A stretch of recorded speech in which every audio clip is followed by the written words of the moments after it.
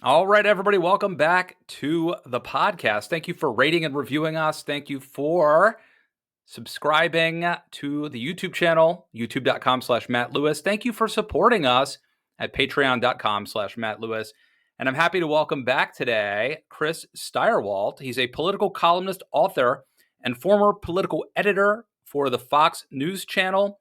He's also a senior fellow at the American Enterprise Institute and a columnist at The Dispatch, and the author of a brand new book, Broken News: Why the Media Rage Machine Divides America and How to Fight Back. Chris Stirewalt, welcome back to the news. It is a pleasure to be with you today, my fellow West Virginian. Thank you.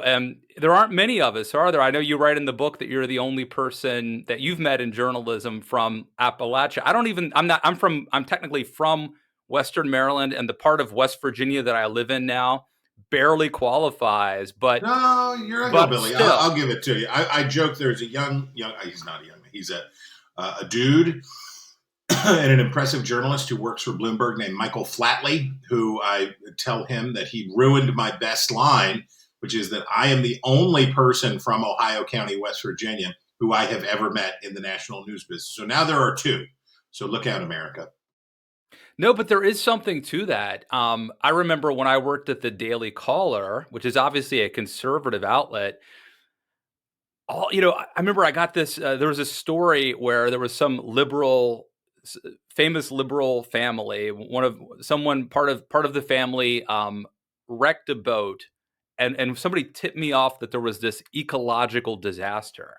Oh dear. And I tried to track down this liberal, and he called me. He called me one day and tried to explain to me how, in fact, he had wrecked this boat, but it was not an ecological disaster. And I went out to the bullpen of the Daily Caller and I said, like, hey, does anybody here know about yachts or sailing?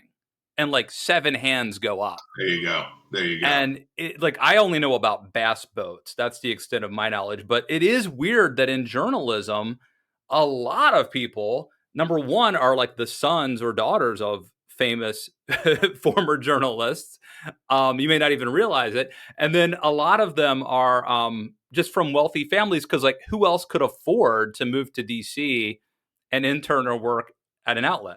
Well, and it's also about how the work is valued. So when I talk to conservatives about liberal bias, and I spend a lot of time in the book talking about, there's most of a chapter devoted to the question of that, because I think it's important for liberals to understand, for people left of center to understand that it's real, and why.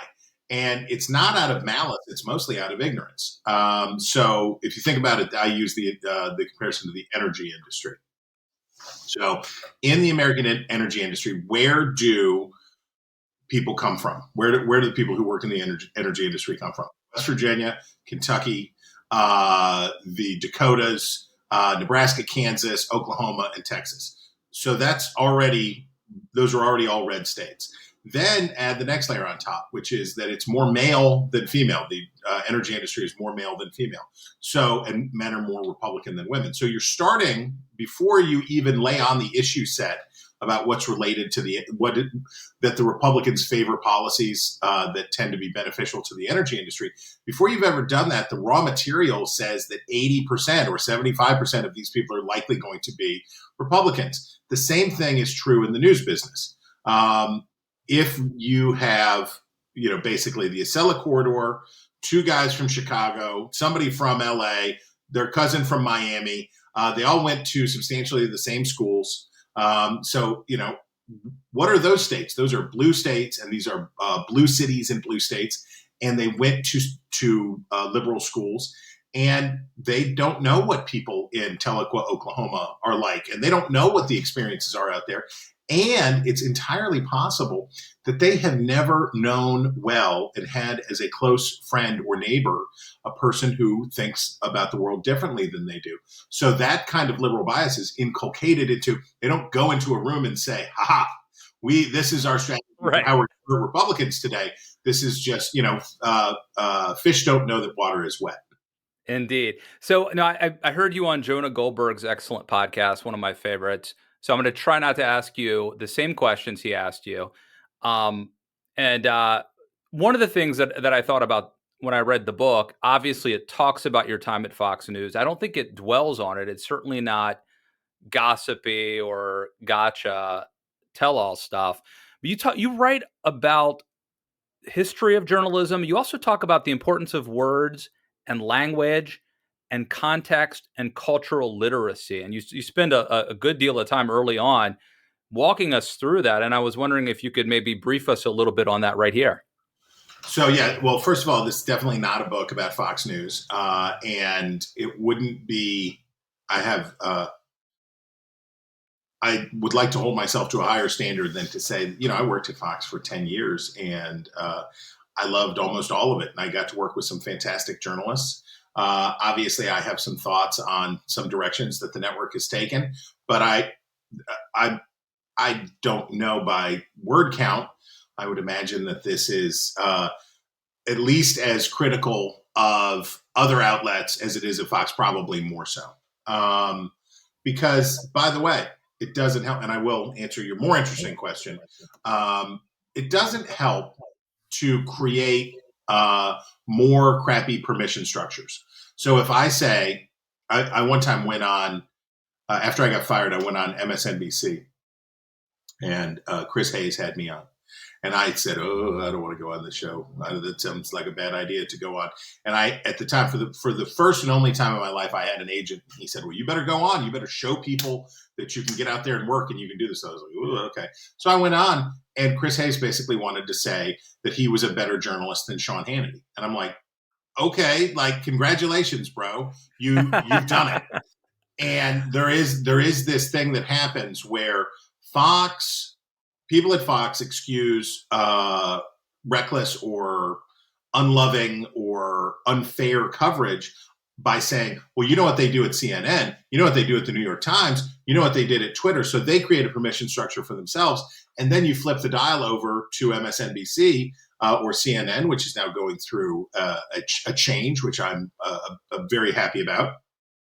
But you flip the dial over and they're creating a permission structure for themselves by saying, look at what Fox did. So my hope here, my goal here is that we can say there's enough trouble to go around and the solutions are the same, which is to more patriotic love, more of that. Look, I would totally agree too. I think that this is you compare cable news to smoking at one point. Which I think is, it's addictive, it's toxic. I think there's a delicious good, and it's not just one brand of cigarette either. But parliaments were the right ones. Anyway, so the one of the biggest concerns that I have about American public life today is that as our literacy rates decline and our ability to communicate by written word declines, there are things that you can do with words that you can't do with video and you can't do with images.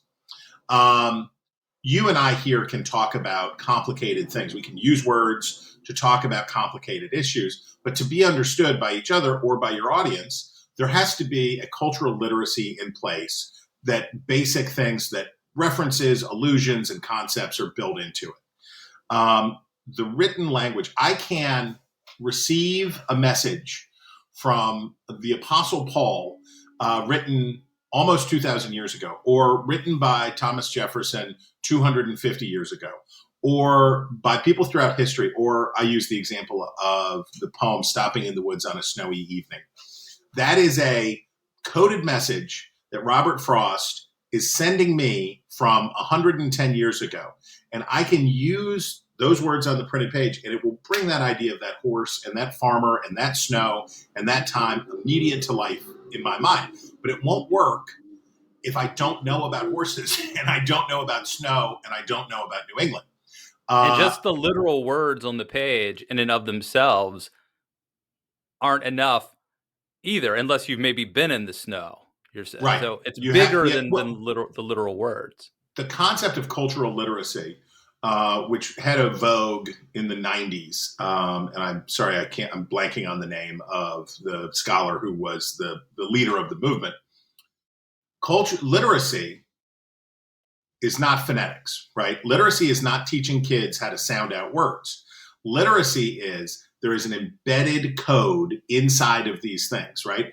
Economists talk about with money, price signals, right? That the price of something has a bunch of coded information underneath it about the Ukrainian wheat harvest and about all of these other factors that go into how much your donut cost.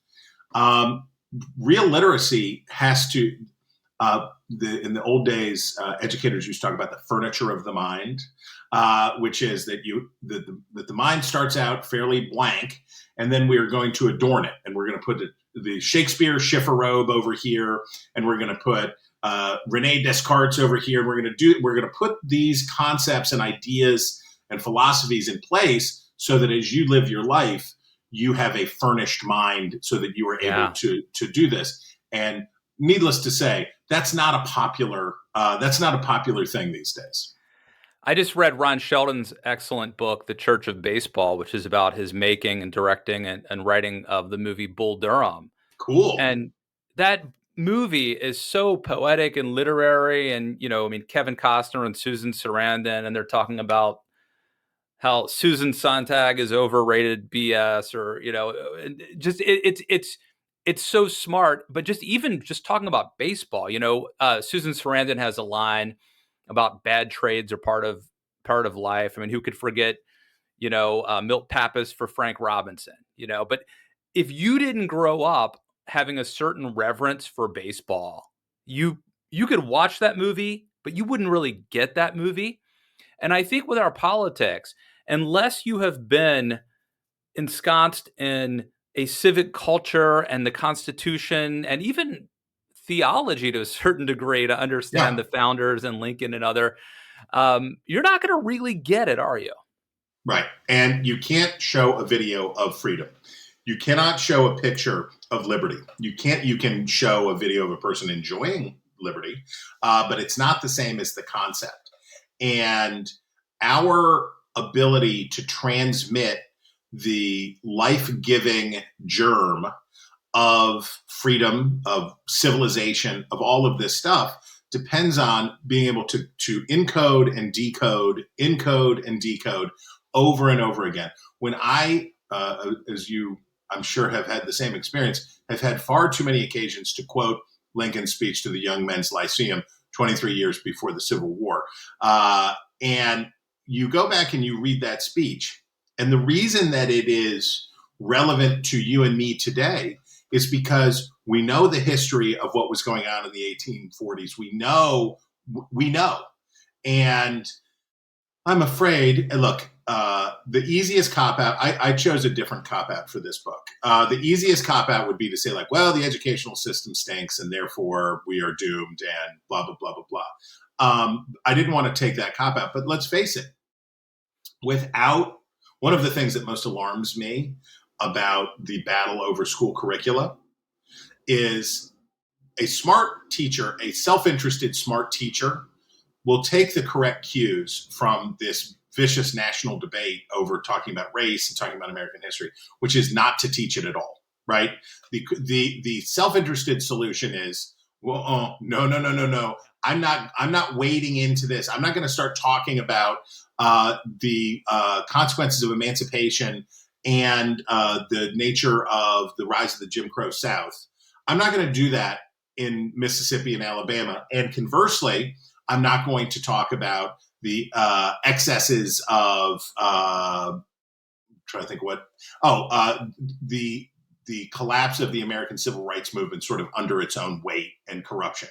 Those are not things that I'm going to talk about if I am teaching in a predominantly black school district, because I know that the parents are going to hear what I was teaching, and then I'm going to get in trouble, and then there's going to be a firebombing at the school board. So I'm going to say as a teacher, skip it. Skip the civics, skip the American history. I've spent much of the past 20 years or whatever calling for a desperate needed increase in civics and American history education. Real civics and real American history education, not a gloss on top of it that says everything was perfect, but something that does tell us the truth. And the truth is that this is the last best hope of Earth. And the truth is that America is worth it. America is imperfect. Harm has come to many people as a result of the building and expansion and maintenance of America, but it's worth it. And that is something that we have to teach. And that's what, obviously, what I want journalists to do too. I want grown-ups to do it. And that's my call in the book. Now, obviously, the sexy part that everyone wants to talk about is your firing from Fox News. The question I have for you is adjacent to that. Okay. So you correctly called Arizona, but I heard from people. A team. I was part of a team. I was part of a team. Called Arizona. Yeah. And by the way, I'm old enough to remember Karl Rove marching down the hall 4 years earlier. Those were the days. Those were the days. Ohio, and so I had a lot of respect and trust in you. But I heard from a lot of people that I respect that said that, Chris got lucky, that, it ended up being right, but it was premature. The question I have for you is, obviously, I don't want you to betray any proprietary information, but can you talk about the survey data, how you guys got it right so much quicker than other people?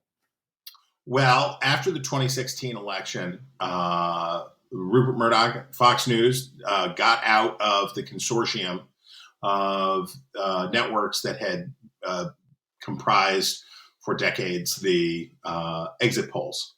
And we got out because exit polls stunk and they had ceased to be useful. So the way to think about it is, in 2016, 40% of all votes were cast early or absentee. You cannot exit poll people who do not exit polls. And the long term, as Americans' preference for convenience voting goes up and up and up, it just was no longer, there were deep flaws in exit polling already. A lot of them having to do with Republican response rates, which was a even sharper version of what everybody has come to see in regular polls. Republicans don't respond to polls at the same level as Democrats and independents. And so for all of these reasons, the exit polling system had failed. So Fox News partnered with the National Opinion Research Center at the University of Chicago and the Associated Press, and we came up with the Fox News voter analysis. Praise be upon the great Arnon Mishkin, who led the troop of swashbuckling nerds to put this together. And praise be to Fox, because they spent a lot of money to do this hard and challenging and risky thing, right? Will it work? The great news is, so 2018 and the special elections around them gave us the 2018 midterms and special elections gave us a great opportunity to try it out. And it was a beautiful thing. It was an absolute Ferrari. It was gorgeous. And so we also had time to work some bugs out and figure it all out. Our competitors, when the pandemic came, realized that 40% was going to turn into 60%, that there would be a 50% increase in the percentage of Americans who were voting early and absentee because of the pandemic. And the exit polling model was kaput, right? It just isn't. We were already there. We had already come up with the mousetrap that would respond to that was built for those purposes. They had to do it on the fly.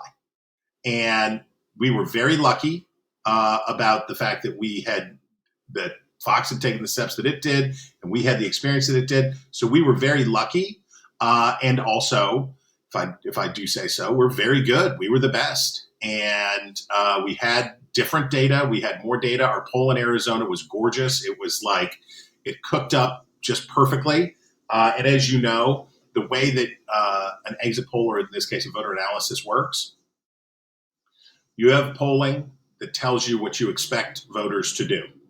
You match that polling up with the real results from targeted precincts, or Arizona is a little different, but that on the local level, you match up what you expect to happen with what the real result is. And you do it by county, or you can do it by whatever. And Arizona cooked up just like we thought. And it was cool. It was cool to see happen. Now, at your time at Fox News, you started to see the political world change over that decade, and you had a good story about going to a debate and meeting these old ladies who were there, and what. Tell that story, and then talk about what that says about the electorate. Well, in 2016, we were hosting a debate at the fabulous Fox Theater in Detroit, Michigan, and it was the same day that Mitt Romney had given the speech denouncing Donald Trump for all time and for all reasons. And it was the Republicans were trying to get their act together. If you'll recall, this was the piffle about, well, in some states you will vote for John Kasich. In other states, you will vote for Ted Cruz, because our objective is to have an open convention where we will decide that.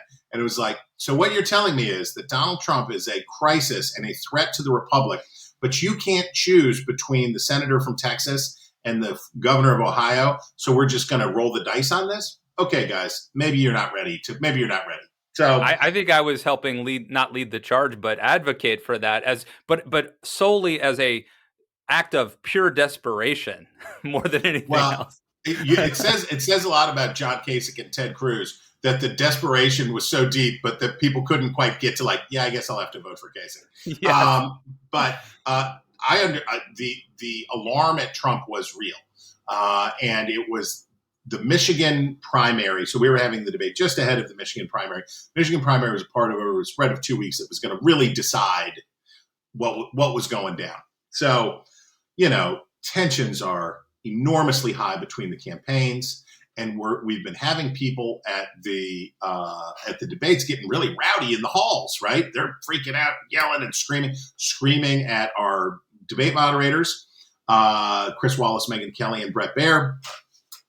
I'm living in death threat central, and it's not a great scene.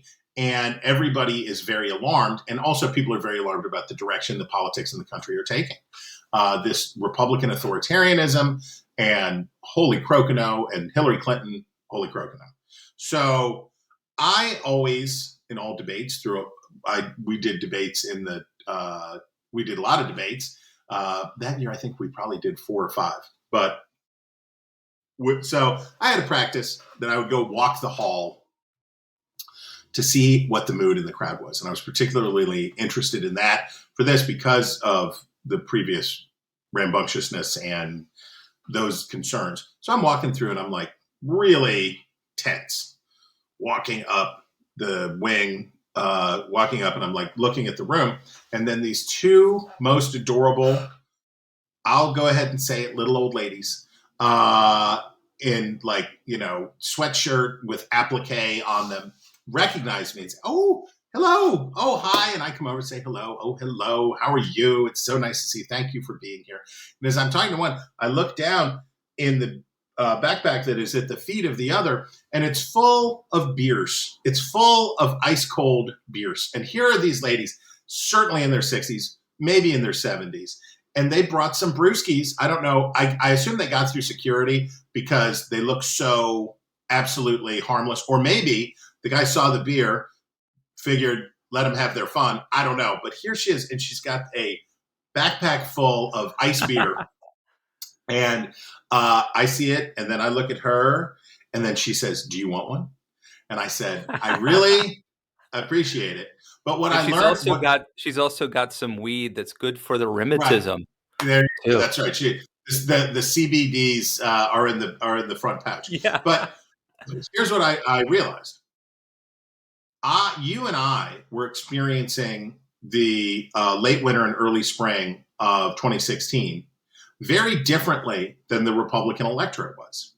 We were looking at, oh my gosh, what is going on in the world? This is the host of the Celebrity Apprentice is in the lead. They're talking about their genitals on stage. He's accused one of his opponents of being the son of the man who killed Kennedy. It's ugly. It's awful. It's dangerous. It feels like an incitement to violence. Things are going on.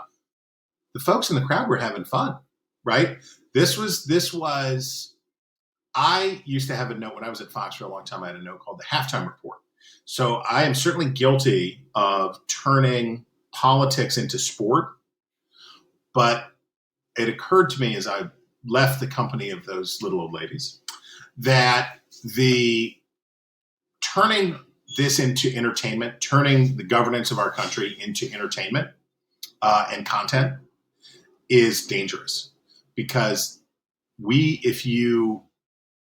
the professional wrestling energy, the reality show energy that has come into politics, and the rejection of any kind of decorum or dignity as being impossibly fusty, is a logical outgrowth of coverage that treats it like sports or entertainment when it's not sports or entertainment, and we're supposed to be a little more. We're supposed to class it up a little bit. Yeah, now correct me if I'm wrong. As I was reading Broken News, this section you just described, I had the sense that you were like scanning the room looking for possibly a bomb or something when you saw the beer. So if that's true, that would really show the contrast between their their Right. attitude and yours. Yes, the contraband I was worried about was not some crispy ice houses. It would have been weapons or something like that. That is for sure. So and I think it was hard for voters. If everything's an 11, and this was certainly the experience with the press during the Trump presidency. If everything is an 11 on the scale, nothing is an 11, right? It's outrage and shock. People go numb because if you treat, and one of the real problems we have in the press today, as we are rebuilding a new journalism after newspapers, and it's taken a long time to do, is proportionality, right? Is this story bigger than that story? Is this story a more significant story than the other story? How important is the Mar-a-Lago search compared to the student loan forgiveness story, compared to? And when I don't know what year you started in the news business, but I came in at the end of gatekeeping, and gatekeeping had a lot of disadvantages, and certainly conservatives have a lot of reason to say that they were chosen against, and that for all the reasons that I described about who populates the press, that they were often mistreated under the gatekeeping era. And I don't gainsay that. Neither do I gainsay, by the way, progressives who say that people of color, women, marginalized communities are left out when there's gatekeeping. I got it. I stipulate for the record. However, without gatekeeping and without what we call news judgment, how are consumers, busy people, supposed to know whether this is a really big thing or a kind of a big thing, or maybe something we shouldn't worry about too much? Is this on page 1 or is this page A16? How am I supposed to feel about this? Aristotle warned about democracy, which he meant as direct democracy. And the founders were concerned about that. And the problem is when everyone has an equal voice, which sounds great, we're going to democratize, the internet's going to democratize things. It sounds, I was even a little bit of a tech utopian. I wanted to believe the best and be optimistic about it. But we need somebody who is smart and wise, who helps decide what actually is important. As authoritarian as that may sound. Your viewers and listeners are with you because they've come to respect your news judgment. They've come to respect your fairness. They've come to respect your insight. You and they have entered into a relationship that is not based on emotional you probably have listeners and viewers who don't agree with you politically, but like you anyway. You probably have people who agree with you, but get frustrated about certain things, but they stay. And I'm sure you have a very loyal base. I know, in fact, you have a loyal audience because your credibility over time is built around you being aspirationally fair, that you are a fair-minded person and that you don't come here to dunk on people and be cruel and be whatever. You're not going for rage clicks or whatever. has to happen now after everything fell apart and everything got so weird is the new consolidation of esteem is taking place now, right? And we're making new judgments about what are the institutions, who are the reporters, who are the journalists, and what are the institutions that are estimable, and who has come through what I call the wormhole of the transition, who has come through with enough aspirational fairness intact that we can look to them. I always say any modern conservative, columnist, which I am, is, at least one part William F. Buckley, one part P.T. Barnum. So there is a little bit of sales involved. No matter how serious you try to be, there's a little bit of sales involved. But, obviously, I could be bigger if I were more controversial, or Yep. I don't think it would work for me. So it's a moot point. But here you are. This is an ironic situation that you are in, right? You are on a book tour, and I would venture to say that we could make news right now if you really attacked Fox News, Totally. like in a way that was at 11, let's say.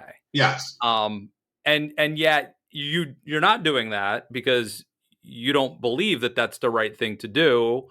And so you are actually risking your career a little bit. You're doing something that you believe is right as an individual, when maybe you could do something that was a little cheap but would goose book sales a little bit. Do we have enough individuals like you to pull that off at the global level? Well, we can't do all the right things, but we can do the next right thing, right? We can be, we cannot undo the wrongs of the past, and we cannot make everything right all at once. But there is a movement, right, out there, and you can feel it in both parties. You can see it in the press, where the desire to come back from the edge. There was one of the real dangers of the past, of the Trump era, was, and I hate this phrase, but the norm breaking, norm violation. And I mean, plenty of norm violation, lots and lots and lots of norm violation. Journalists, in many cases, so you have Donald Trump, or maybe let me put it this way. Both things can be true. It can be true that Donald Trump posed a special kind of threat to the First Amendment with his incitement of hatred and anger toward the press. I am a person who has gotten to stand penned up like a veal in the back of a Trump rally as he directed this mob screaming murder at us. Like, I know what it's like to walk through a Trump rally where people recognize me from Fox and weren't real big fans of my analysis of the election. And I know. So it could be true that Donald Trump represents a threat to a free press. Sure. But it's also true that the press's response to that is a threat to a free press too. Because a lot of what I saw, and the Washington Post was particularly guilty of this, but many, many did, which is, if Donald Trump is the devil, then we must take any step necessary in order to defeat the devil. If he is true evil and he really is a threat to these things, then we must respond by breaking our own norms. And I listened, one of my favorite, I really admire Chris Wallace. And one of the times that he paid that off in spades was he was given a big fancy journalism award. And all of the grandees were there. And he was getting the award. I think the message they were trying to send was, we're championing voices of reason at Fox News. We are lifting at a time when Fox News, where many are wondering what's happening at Fox News. Here we're going to give this prize to Chris Wallace. So it's a way to praise Fox while sticking your thumb in its eye. And Chris Wallace got up on that stage and he said the most remarkable thing. He said, yes, Trump is bad news for the press, but the response to this is not to get down in the mud with him. The response is to hew to first principles. And that speech has stayed with me because I have watched Trump supporters in the press and I've watched Trump opponents in the press vitiate principles of basic journalism on the grounds. In the book, I talk about the Jim Rutenberg piece that they ran on the front page of the New York Times in, I think it was August of 2016, which basically said reporters, and Jim Rutenberg was a media writer, reporters are facing a unique problem. Donald Trump is a liar and a bad person and rotten and all of these things. So is it time to give up on this, so-called objectivity? And should we really be treating everybody the same? And the cue coming from the Times to reporters, not just at the Times, but the Times as the preeminent newspaper in the United States, was, let it rip, baby. Go for it. Call him a liar. Call him this. And instead of, you will persuade no one, right? Every night, if Chris Hayes goes on television and says that he is so much smarter than those dumb, rotten, evil people over at Fox, and every night Sean Hannity goes on Fox and says that he is so much smarter and better than those dumb, terrible, awful people on the other networks, nothing happens, right? There is no consequence. No one is watching Rachel Maddow and saying, now that I think about Tucker Carlson's criticisms of Rachel Maddow, I'm rethinking my approach to her show. No one is watching. The Venn diagram does not overlap. Therefore, all of this criticism and all of this talk goes nowhere. But it did used to be that way. There was a time, I'm old enough to remember, when if you were a conservative commentator and Howard Kurtz, former Washington Post media guy and then did reliable sources at CNN, dinged you, there was a time when you might have actually been embarrassed and I better rein it in. Now, that's been a few years now, and a lot of people won't remember that. But there was a time, I think, where it would have smarted a little bit. And Howie was better about trying to, a little even-handed here. We reached out for comment. But I can tell you one thing. If you were on Fox and you said something stupid or racist or mean or factually crazy, you could get in trouble at Fox, right? There was self-policing that went on in those times. And there was self-policing on the other side. But guess what? People figured out over time. Probably doesn't matter. Probably doesn't matter. What if the New York Times says that Fox stinks? What if Fox says the New York Times stinks? Who cares? Because in a siloed media era, the people who are reading the Times are not watching Fox, and the people who are watching Fox are not reading the Times. Or it helps you, even. Right. Exactly, because it either doesn't matter or it actually redounds to your benefit. Exactly. They're coming to get me. Don't you see that they're out to get me? And we're standing up and fighting back. How are we fighting back? Well, by continuing to consume the product that we're selling you. I had many times the experience of being in an airport or passing through the breadth and width of this great nation of ours and having people tell me that they were Fox News supporters. We love Fox. We're Fox News supporters. And I did not say this, but wanted to say, we're a multinational corporation that is designed to sell pre-lubricated pocket catheters and MyPillows. So I appreciate the platform and love the platform that Fox gave me. So I was glad for every pre-lubricated pocket catheter that was ever sold because it gave me this wonderful platform and this great stuff to do. But the degree of emotional attachment between news outlets and their consumers, the Times has a thing now, which is basically your personality as reflected. It's a widget. Your personality is reflected by the stories that you've read in the Times. Who are you based on what you read in the Times? I'm like, gross, dude. No, that's not who I, by the way, if I did it, it would be weird because I would be all political stories because that's my job. That's what I do. But the deriving, it has always been true that people's news selections and information selections were part of their personality and sense of self. Are you a Newsweek household or a Time Magazine household? Do you read the New York Times or do you read the New York Post? Do you watch the CBS Evening News or do you watch the ABC Evening? All differences that have been around for a long, long time. But I don't recall anyone buying merch to declare themselves publicly as supporters of these outlets that become avatars in the ongoing culture war.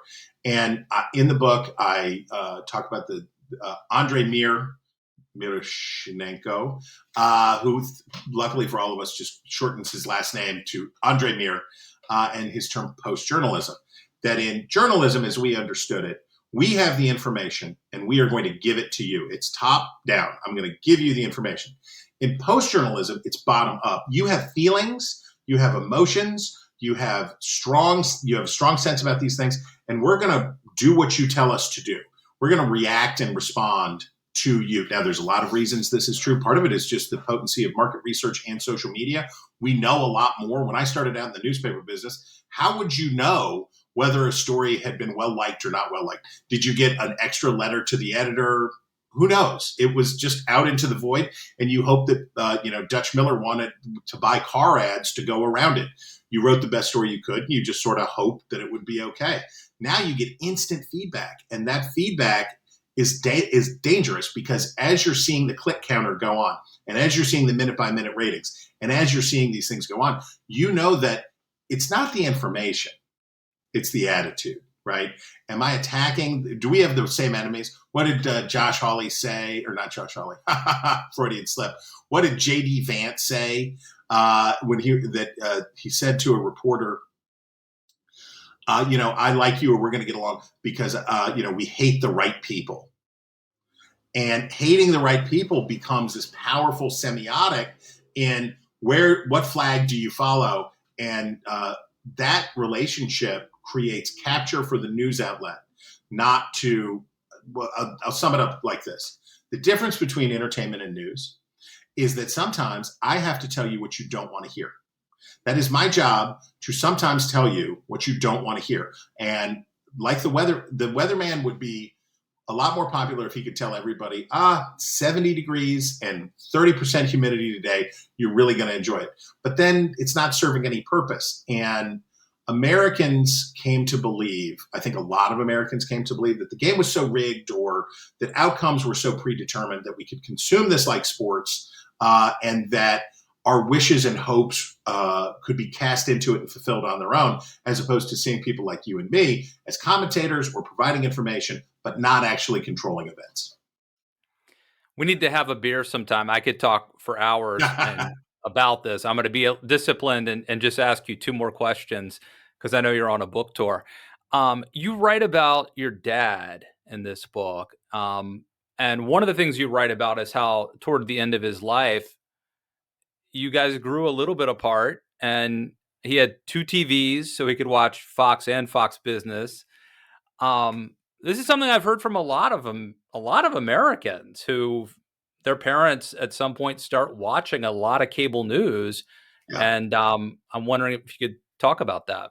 Or the internet or whatever. And I have a friend who dearly loves his father, but his wife will not go to their home anymore to visit, because his dad, who's older, has his little hard of hearing and keeps the Fox on blast, right? All the time. And it's on. And you can't say, let's change the channel, right? Because if you say, let's change the channel, it's not, I don't like this show. It's an attack on America, right? So, and I also know people, though, who one time I was having dinner at the Four Seasons or whatever, the Swishy Hotel in Georgetown above the movie theater. Is it Bourbon Steak? I'll take one shot. No. That's the Four Seasons. This is like the bar. I was eating a burger at the bar before I went to the movies, meeting a friend. And there's this couple sitting there, and they're in their 70s, I would guess. And the MSNBC's on, and they're yelling. He's yelling at the TV. And it was peak Trump, like, freak out era. And so I'm walking out, and he says, "Do I know you?" And I'm like, I don't know. Sometimes I lie and tell people that, you may recognize me from the National Weather Service. When there's a tornado, because you just need to give them something where they're like, okay, that's probably what that is. So if you ever hear me introduced as Carl Sanderson from the National Weather Service. Just go with it. But I said, yes, hello, it's nice to meet you. And so he starts like getting, exercise. And I say to him, it's funny. You're here with this beautiful woman, the love of your life. I know you're rich because you're staying at this hotel. And it's a beautiful, beautiful evening. They have the little twinkly lights up and you have this wonderful food. Donald Trump will still be president on Monday, right? Take the night off. Treat yourself to a little peace of mind, right? Because there's nothing that you watching this is going to do about Donald Trump being president. I, thank God, remained very close to my father, who my best friend and just, definitely the most important figure in my life, and an amazing role model and a good, gentle man. But it hurt my heart that in 2012, that, I had grown up with my dad talking about politics and history and politics and history. And that was a shared passion for both of us. And I really couldn't talk with him about the 2012 election because he was so angry at Barack Obama. He was pretty angry at Bill Clinton, right? He was not a Bill Clinton fan by any stretch of the imagination. But something happens to our brains when we get older. And then you alluded to it. My dad, bless him, bought a second giant television to put under his giant television in his sitting area, which was too small for two giant televisions, so that he could have Fox and Fox Business on at all times. It was like irradiating the room. You could have cooked a hot dog just by putting it out on the table. And it's too much. And if it had been MSNBC and CNBC, it would have been too much. If it had been anything, it would be too much, because news is not entertainment. And people should think about, in the course of their day, how much news do I really want to consume, right? How much is good for me to really consume? For me, it's my job, so I have to marinate in it all the time. But for normal people, how much is it a morning check-in and get read in, pick a couple of sources and read that, maybe listen to the radio on the way to work or something, and then maybe dip back in the evening? But there is a right amount, and it's definitely not 24 hours. I remember when I was a kid, where I'm from, a very rural area, following politics was considered sort of highfalutin. That Mm-hmm. I always thought, that song, going to the candidates debate. Yeah. That's like hoity. That's something that sort of like Mrs. Robinson, a kind of rich person, might do. Not me. And when I started getting into politics, among my family, I was viewed as very conservative and very into politics, much more into politics. Now they're all more right wing and more interested in politics than I am. And I don't know what happened, but I think this is a trend across America that is not healthy. Turning politics into entertainment is very bad. And notice also that we have turned entertainment into politics. So we have turned politics into entertainment by making it a TV show or a product to consume about who won the day, who did this today. Oh, I heard they're up, I heard they're down. We did that, but also we have inserted politics into every living thing, so that when you watch a movie, watch a show, watch whatever, you have to say, we have to say, like, what are the politics of Tom Brady? What are the politics of whatever? And it's like, guys, take a break. It's not good for you. The reason we have a republic is so that we don't have to think about this stuff all the time. So let's take a break. And I want to ask you a non-political question. And then we'll go. Our friend Stephen Allen Adams, who is a journalist down in Charleston, my man, brought up some weird thing about pizza that you put cold cheese on.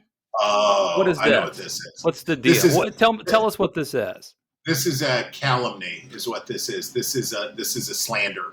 My hometown of Wheeling, West Virginia. So there is a Ohio Valley style pizza, is not entirely dissimilar from Detroit pizza in terms of it is rectangular. But while Detroit style pizza is a very thick crust, Ohio Valley style, and there are places available, Pittsburgh and South, where you can get it. It's a rectangular pan, but it's fairly thin. It's a stiff crust, but fairly thin, and is great.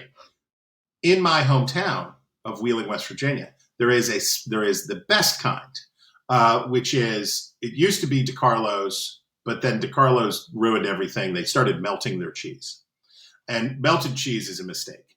Patsy's in Elm Grove, West Virginia, is the last holdout of the true religion, and the true religion is that you picture a pizza pan the size of a window frame with this thin pizza, thin crust on it, and marinara or red sauce from corner to corner. Blast heat, hot, hot, hot till it's cooked, and then when you bring it out, you throw cheese on it, and you do not cook it again. Wait, is this like shredded mozzarella? What kind of cheese? It's like you know if you go on AstroTurf, those little black things that simulate the dirt in AstroTurf, it's mozzarella at about that chop. It's a chopped up. It's yes, it's grated, but it's not like long, fancy grated. It's like it was exploded, and that is placed over it, and it is served to you, and it is best enjoyed, of course, off the hood of your car in the parking lot with a Dad's root beer. And in the old days, I don't know how much they cost now, but you could buy a bag of pepperoncinis for 25 cents that came in a little sandwich bag that was tied off. And you could have the pizza one of three ways: plain, extra cheese, or pepperoni. And the pepperoni's not cooked either. So take that, Stephen Helen Adams. Wow. I don't know if you've seen this. There's an episode of Family Ties when Alex Keaton goes to Wheeling to get drunk. Goes to Wheeling, West Virginia, because you could drink. He turns 18, and you could drink at the age of 18. And he tells these girls that he's going to invade. He's in the Air Force, and they're going to invade Canada. And then Meredith Baxter Burney shows up and totally blocks his efforts. Yeah. You have seen that. You're the only person I've ever brought that up to who knows the reference. Everybody in Wheeling knows it, and my brother just missed. They changed the drinking age, and my brother just missed being able to drink legally. But rest assured, Matt, we were drinking at 18 in Wheeling, West Virginia. We were definitely getting it done. All right, everybody, get the book. It's called Broken News: Why the Media Rage Machine Divides America and How to Fight Back. Chris Stirewalt, thank you for coming back on the news. Thanks so much.